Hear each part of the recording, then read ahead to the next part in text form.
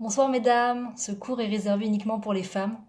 C'est la deuxième partie de la vidéo que j'ai faite sur les magazines et tout ce qui est néfaste et qui nous porte atteinte dans les magazines, People, les magazines de mode, dans le fait qu'on est sans cesse en comparaison avec les autres femmes et qu'on tente de ressembler à des gens qui n'ont rien à voir avec nous. Il y a aussi le fait que je voulais émettre, le fait que bien sûr les magazines People sont pleins de médisance. Ça médit sur tout et tout le monde. Alors la médisance est un interdit de la Torah concernant le peuple juif. C'est-à-dire que les juifs n'ont pas le droit de médire les uns sur les autres. Le fait de médire sur un goy n'est pas un interdit de la Torah, mais Dieu n'aime pas ça. Dieu n'apprécie pas cela. Donc quand on regarde les magazines People, en général la médisance sont sur des non-juifs et donc Dieu n'apprécie pas cela. Et en plus on s'habitue à avoir un regard critique sur les gens, à la langue de vipère, ce qui s'appelle. La langue de vipère. Comment repérer les failles chez les gens et s'en servir pour se moquer d'eux aux yeux de tous, ce qui s'appelle dans la Torah, qui est comparé à un crime. Faire honte en public, c'est comparé à un crime. Donc ce qui est fait dans ces journaux de People, c'est ni plus ni moins un crime, d'après la Torah. On s'habitue à être témoin de crimes à répétition. Et après, c'est mauvais pour l'intériorité. Après, on prend cette habitude, on croit que c'est permis de rire des autres à leur détriment et de parler d'eux dans leur dos et de se servir d'eux comme sujet de rigolade entre amis. C'est des très très mauvaises habitudes qui sont malheureusement vraiment le grand scénariste et le grand promoteur de tous ces magazines, c'est le Yetzer Hara, qui est le grand patron de toute cette démarche de magazines néfastes. Et aussi le problème des magazines de mode, de mode, où c'est que de la mode. C'est que des femmes qui sont vêtues d'une certaine façon à la mode et tout, qui font des choses glorieuses d'après eux. Il y a un interdit dans la Torah d'imiter la façon d'agir des goïms, d'imiter la façon de se vêtir des goïms. C'est un interdit. Et quand on regarde ces magazines, c'est exactement cela. C'est exactement la façon d'agir et la façon de se vêtir des goïms. Alors souvent j'entends des femmes qui me disent mais on peut tout à fait regarder les magazines de mode et prendre que ce qui nous intéresse ou prendre les choses mais les transformer en tsanoua, en pudique. Je n'y crois pas.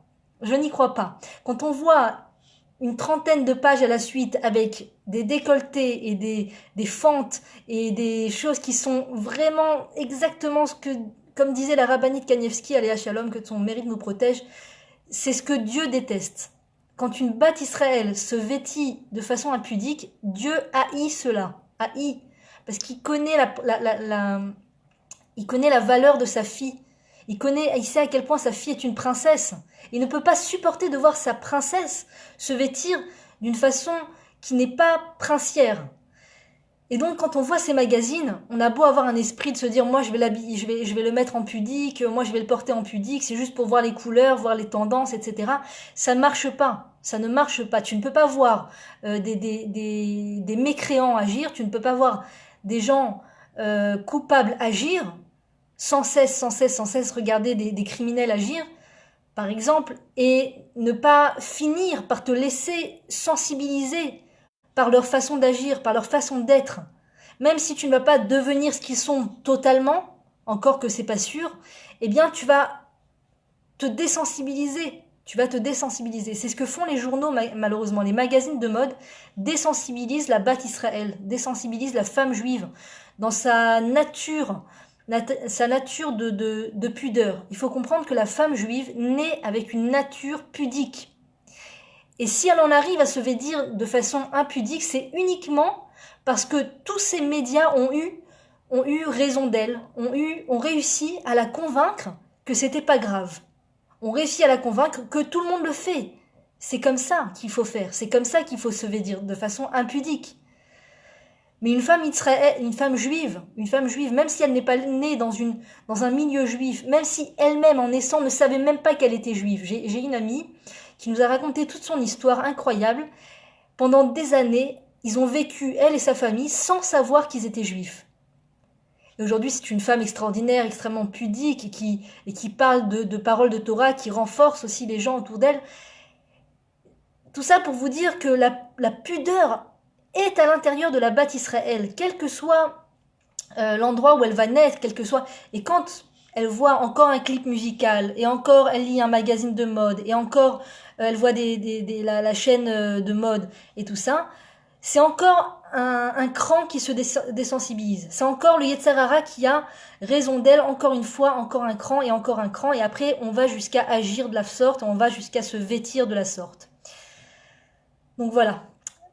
Alors, quelqu'un m'a dit, mais enfin, vous ne pouvez pas complètement bannir la beauté, vous ne pouvez pas complètement bannir le physique. Une femme a besoin de plaire à son mari, une femme aime plaire à son mari. Alors, bien sûr qu'une femme doit plaire à son mari. D'ailleurs, il est dit dans la Torah que lorsque les Bnei Israël ont voulu construire le temple, ils ont apporté leur miroir. Et on a refusé leur miroir. On a dit, on ne peut pas construire le temple avec des miroirs. Les miroirs, c'est pas quelque chose de pur, c'est quelque chose d'un peu d'égocentrique, un peu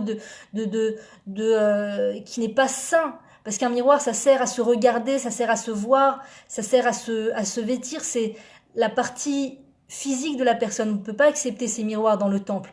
Et Dieu a dit, acceptez ces miroirs, car ils sont aimés de moi. Je les aime, Chavivim alay. J'aime ces miroirs. Pourquoi est-ce que Hachem aimait ces miroirs de ces femmes juives sorties d'Égypte qui ont voulu donner leurs miroirs pour construire le temple? Parce que ces miroirs leur ont permis de renforcer leur couple. Ces miroirs étaient exactement les miroirs qui leur servaient alors qu'elles étaient soumises à un très très grand esclavage en Égypte. D'accord? Un esclavage physique extrêmement dur et un esclavage moral extrêmement dur. Elles ont continué de se servir de leurs miroirs, qui a priori sont des choses un peu superficielles, un peu matérielles, pour continuer de se faire belles pour leurs maris qui, eux, avaient perdu tout espoir d'avoir un lien avec leurs femmes, qui avaient perdu tout espoir de se relier avec leurs femmes, parce qu'ils étaient tellement asservis, tellement ils avaient perdu le goût à la vie, ils avaient perdu le goût à tout, ils n'avaient plus envie d'être avec leurs femmes. Et ces femmes intelligentes, ces femmes pieuses, tzadkaniyot, elles ont utilisé leur miroir, malgré tout, pour se faire belles pour leur mari. Pour leur mari. Combien il faut utiliser le miroir juste pour son mari. Juste dans l'esprit de s'habiller pour son mari. C'est-à-dire que oui, bien sûr qu'une femme doit avoir ce côté esthétique en elle. Oui, une femme doit développer ce côté esthétique en elle, mais au sein du couple uniquement. Uniquement. Ça ne veut pas dire, encore une fois, qu'elle doit sortir comme un sac de patates ou un sac poubelle, mais la limite est très sensible. La limite est très sensible entre la pudeur, entre le fait de garder son charme pour son mari, et le fait de commencer à sortir ça à l'extérieur, à montrer ça à l'extérieur. Sarah Imenu avait une tfila. Sarah Imenu était d'une beauté extraordinaire, et elle avait à cœur d'être, c'était une femme extrêmement pudique. Une fois, son mari Abraham a vu au loin des invités, et il est sorti pour les recevoir. Et ces invités lui ont dit, où est ta femme Sarah? Et Abraham leur a répondu, Sarah est dans la tente. Il sous-entendait par là que Sarah, sa femme, était pudique. Ma femme est pudique. Ma femme ne vient pas à la rencontre des invités masculins. Ma femme est dans la tente. C'est aussi une grande leçon pour nous. Quand il y a des fois des amis au mari qui viennent à la maison, des hommes qui viennent à la maison, ou des travailleurs, quelqu'un qui vient pour faire des travaux, un homme, eh bien la femme doit faire attention. Doit faire attention, parce que la maison, c'est un endroit où la femme se sent dans son domaine. Dans son domaine. C'est son domaine, c'est son temple à elle. Le temple de sa famille, son temple à elle. Et donc, chaque personne qui rentre dans son temple va éveiller sa sensibilité. Et donc, il se peut des fois que la femme soit trop à l'aise dans sa maison, trop à l'aise devant les invités, hommes. Il se peut que la femme se mêle trop aux discussions des hommes, qui sont les amis de son mari, finalement. La femme doit garder toute sa philanthropie, si je peux dire, tout son envie de communiquer, son envie de plaire, son envie d'être regardée, qui ne sont pas des envies méprisables, qui sont des envies extrêmement saines et saintes, et dont elle doit être heureuse, elle doit être contente d'avoir en elle cet éveil de vouloir plaire et de vouloir être regardée. Elle doit être heureuse d'avoir envie de communiquer. Mais cette envie de communiquer doit viser uniquement une seule adresse. Cette envie de plaire doit viser uniquement une seule adresse, c'est son mari. Son mari. Ça ne veut pas dire qu'elle doit encore une fois s'amochir à l'extérieur carrément. Mais les lois de pudeur sont vastes. Et les lois de pudeur, Baruch Hashem, viennent bien nous aider à mettre la limite claire entre soi et le monde extérieur, entre soi et les autres hommes, entre soi et ce qui ne nous concerne pas. Il y a un livre extraordinaire qui s'appelle Oz Ve'adar Levusha, qui existe en français, où vraiment, sincèrement, il y a tout là-bas, tout est écrit, les lois précises, le pourquoi du comment, et ça donne envie d'être pudique. Ça aide à comprendre, et ça aide à comprendre aussi quelles sont la pudeur. Par exemple, une femme juive doit avoir la manche après le coude, et non pas au-dessus du coude. C'est les lois que nos maîtres nous ont enseignées. La femme juive doit être vêtue pudiquement de façon à ce que le tissu de sa robe, le tissu de sa jupe recouvre son genou. Le vêtement ne doit pas être trop moulant, ne doit pas trop mouler le corps, parce qu'à ce moment-là, c'est problématique. Il faut que ce soit un vêtement suffisamment ample, pas, encore une fois, sac de poubelle, mais un vêtement qui ne laisse pas trop dévoiler la forme du corps. Bien sûr, le vêtement ne doit pas être transparent, et le vêtement, donc les décolletés sont interdits. Le vêtement doit s'arrêter ici, à cet endroit-là, minimum. Et voilà, en gros. La femme mariée doit couvrir ses cheveux, bien entendu. Et toutes ces lois extraordinaires, chaque femme qui passe de ce monde d'impudeur à la pudeur témoigne de façon extraordinaire à quel point chaque fois qu'elle a fait un pas vers la pudeur, Dieu en a fait 1000 vers la femme. 1000. La rabbinite Levanon l'exprime, je l'exprime moi-même en témoignant que chaque fois qu'on fait un pas vers Hachem au niveau de la pudeur, on ne peut pas prendre tout sur soi en un jour. C'est certain, c'est difficile de tout prendre en un jour. D'abord parce qu'on ne sait pas tout d'un coup. On a besoin d'apprendre, on a besoin de savoir. Mais chaque fois qu'on entend une halakha, une loi de pudeur, et qu'on prend cette loi sur soi, ou alors qu'on voit une femme plus pudique que soi. Moi, par exemple, aujourd'hui, ça m'arrive très souvent, j'habite à Jérusalem, Baruch Hashem, il y a des femmes d'une pudeur extraordinaire. Et quand je vois une femme pudique sous toutes ses coutures, aujourd'hui j'en ai vu une, je m'arrête avec ébahissement et je me dis, quelle pudeur, aucun compromis. Extraordinaire, aucun compromis. Et Dieu protège toutes les bnotes Israël. Mais lorsqu'il y a la pudeur, il y a la shrina, il y a la présence divine. Lorsqu'il y a la pudeur, il y a la sainteté. Dieu nous dit, je suis avec toi dans tout. Même quand il y a la faute, Dieu est avec nous. Quand une personne mange pas cachère, quand une personne juive fait des fautes, Dieu est avec elle. Mais Dieu nous dit, je crois que c'était exprimé dans le Zohar, je ne suis pas sûre, il y a un moment où je ne peux pas être avec toi. Il y a un moment où la présence divine ne peut pas résider. C'est quand il y a de l'impudeur, quand il y a des harayot, quand il y a des relations interdites.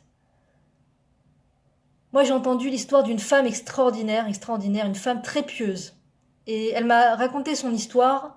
Je ne donnerai pas son nom, mais je raconterai son histoire parce que je pense que c'est une histoire qui peut nous aider à nous renforcer de façon extraordinaire. Une femme très très pieuse qui travaillait dans un call center et il y avait là-bas des hommes et des femmes religieux. Et en particulier un homme reconnu pour être quelqu'un de sérieux, qui fait attention et qui est très, très, très religieux, on va dire. Et chaque fois qu'elle venait, elle s'asseyait, elle était en face de lui. Sa place était en face de lui. C'est-à-dire qu'il se donnait le dos, mais il travaillait l'un en face de l'autre. Et donc chaque fois qu'elle arrivait au travail, il la voyait. Chaque fois qu'il arrivait au travail, elle le voyait. Ils étaient dans le même champ de vision. Et les jours passant, cette femme me raconte, je sentais qu'il commençait à y avoir un regard plus important que celui du premier jour, un regard plus tenant, plus différent des premiers jours. Et elle dit, moi je sentais que, je sais pas, je m'améliorais dans ma coquetterie, je m'habillais un peu plus de façon un peu plus jolie, un peu plus raffinée. Je sentais que cet homme me regardait encore un peu et un peu plus. Elle dit, un jour, j'étais chez moi le Shabbat et j'ai allumé les bougies du Shabbat. Les bougies ont littéralement pris feu. Donc elle a vite éteint ce feu, elle a eu très très peur et elle a appelé la rabbinite tout de suite, sa rabbinite.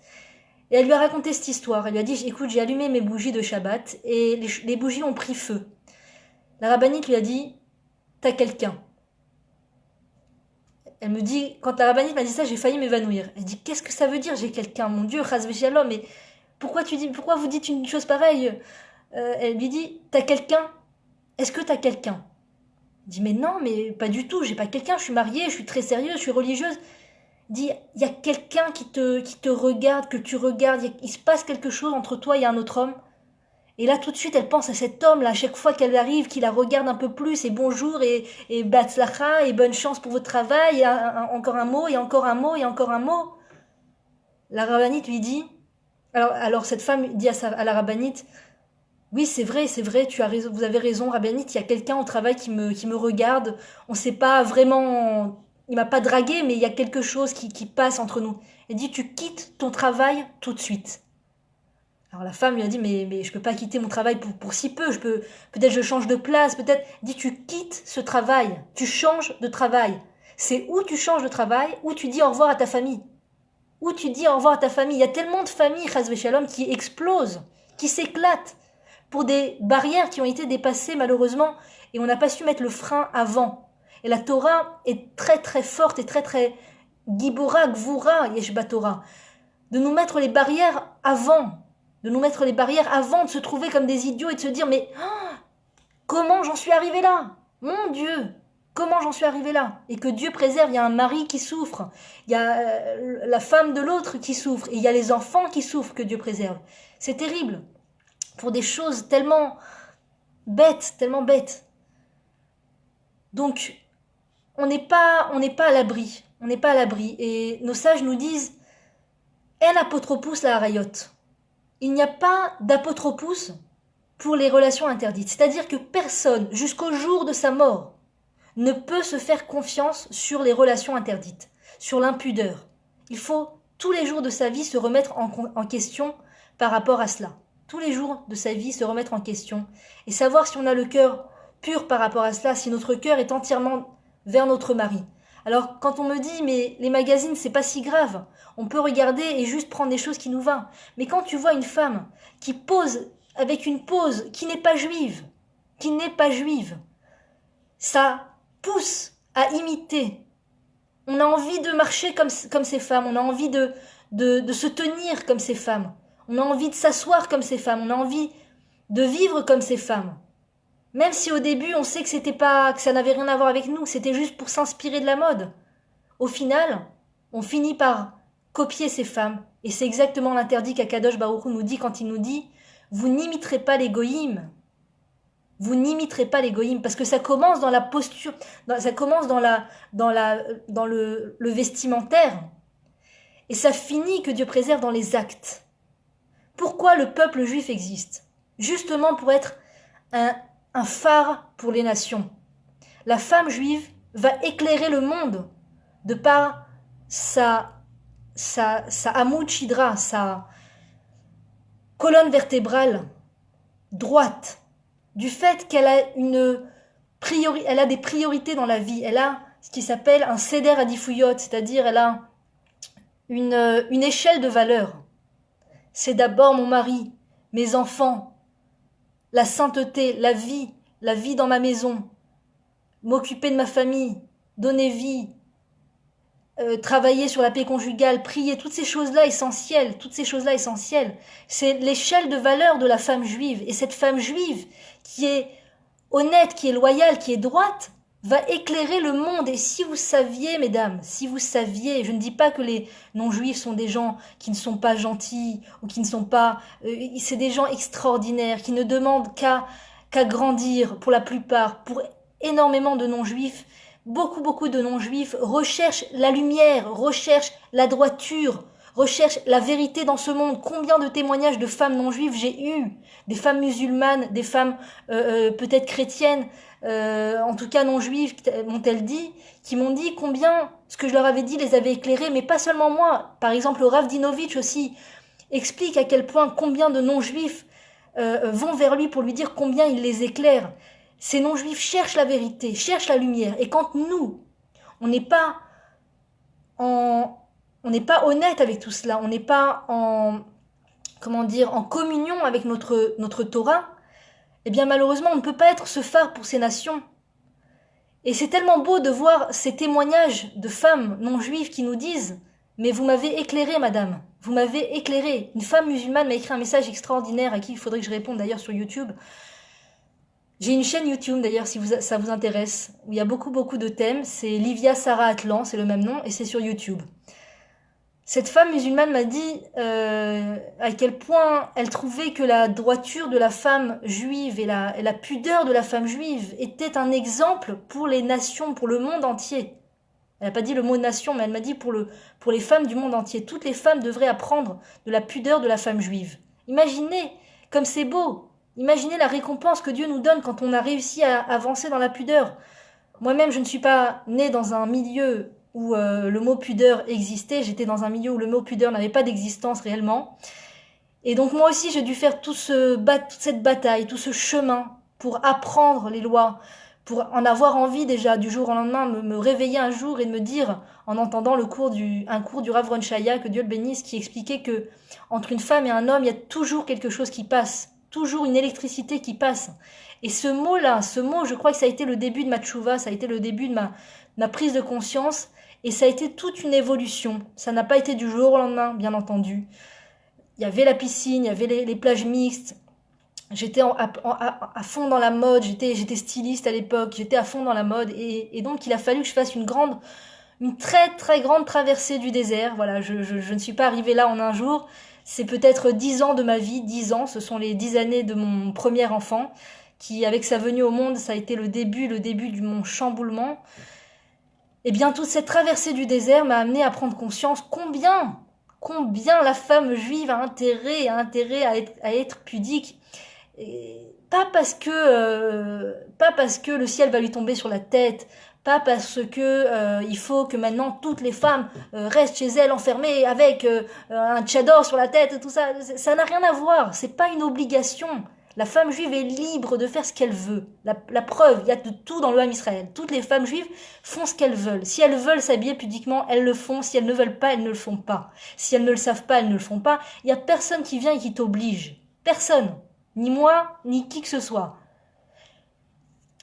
Mais à partir du moment où on commence à prendre sur soi certaines lois de la pudeur, on commence à apprendre, à étudier, à mettre en pratique ces choses-là, la vie est tellement différente, la vie évolue de façon tellement extraordinaire. On voit la main d'Hachem dans sa vie agir, éloigner les gens néfastes de nous et nous rapprocher de notre mari, nous aider à construire une famille, une cellule familiale.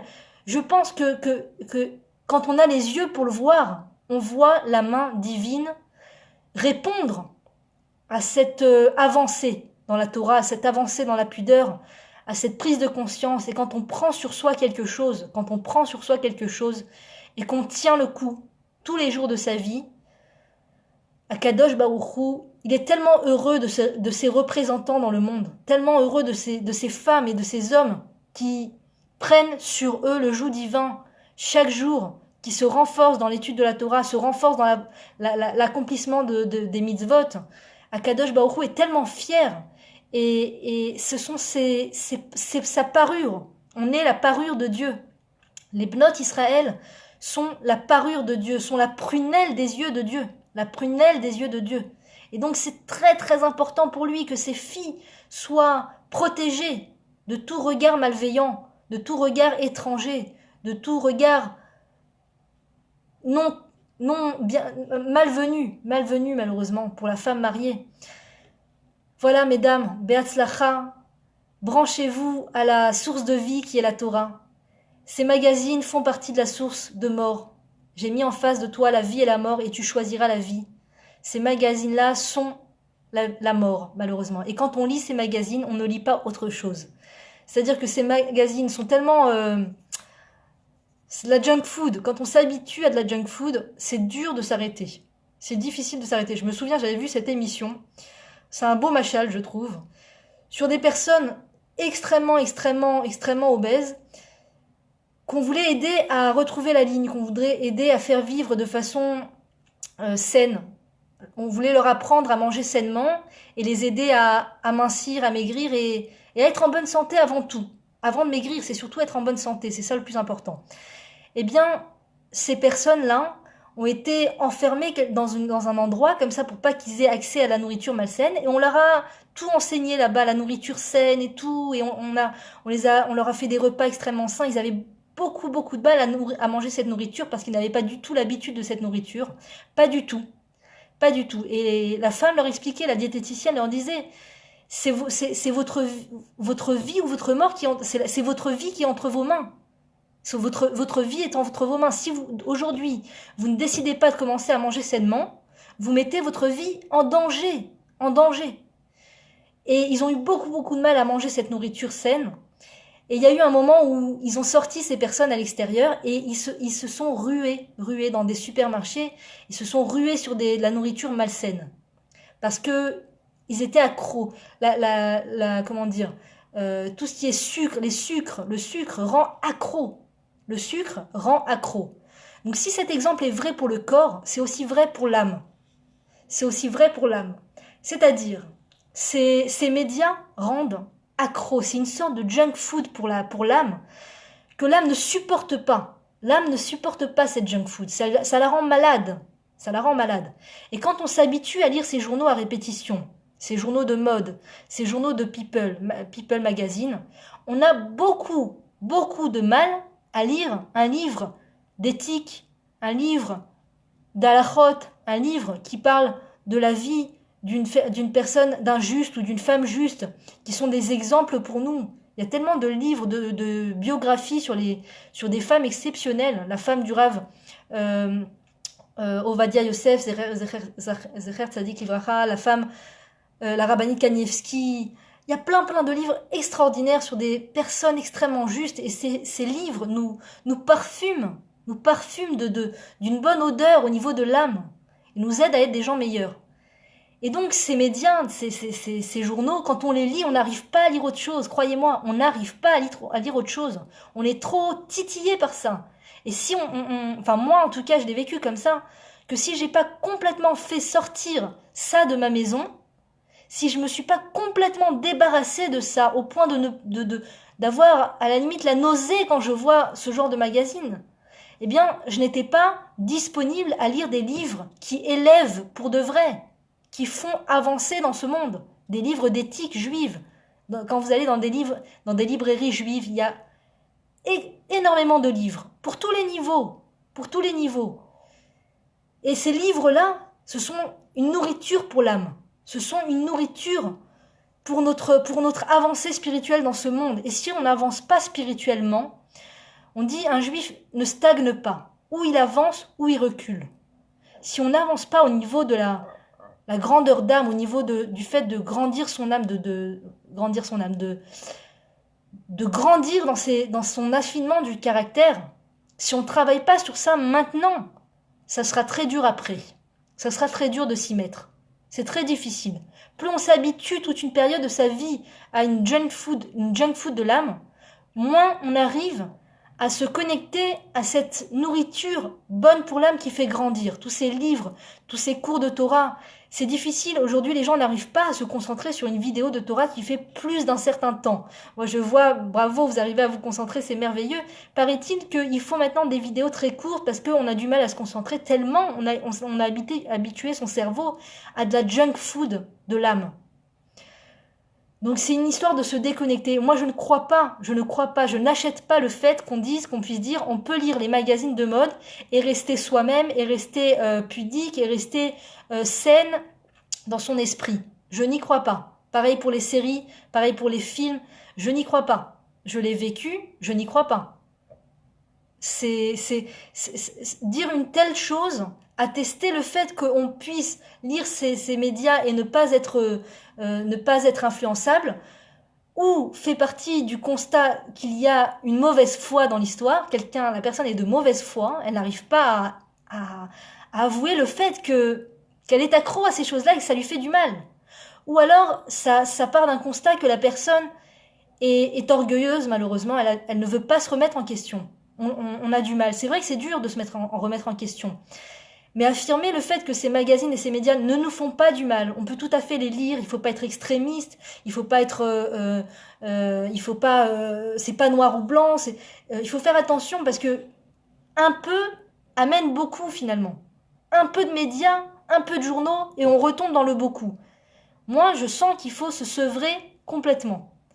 Parce que moi-même, des fois, je vais regarder un truc sur Facebook en mettant une vidéo, je vais lire quelque chose, je vais lire autre chose, et très vite, je vais sentir que ça rend accro. Ça rend accro. Et si je mets pas une fin tout de suite et que je ferme pas mon téléphone et que je demande pas à mon mari de me le cacher quelque part, je ne peux pas ensuite lire un livre d'éthique ou voir un cours de Torah. J'ai du mal.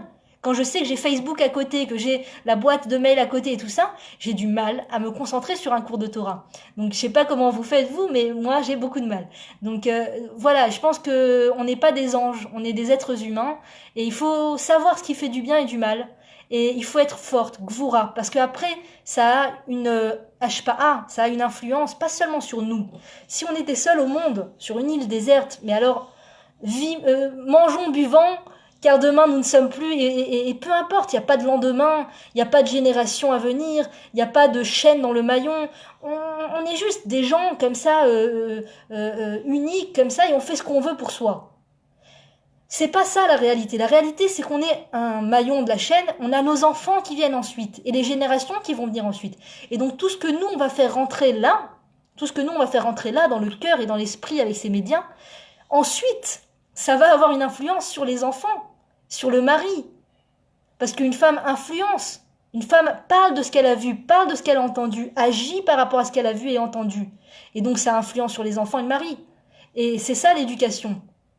Donc il faut être une bonne couche d'ozone, mettre un joli filtre, un bon filtre solide entre soi et les mauvaises influences de l'extérieur pour influencer bien dans la maison et dans la famille. Beatzlacha, mesdames, partagez un maximum. À très bientôt, je vous aime très fort.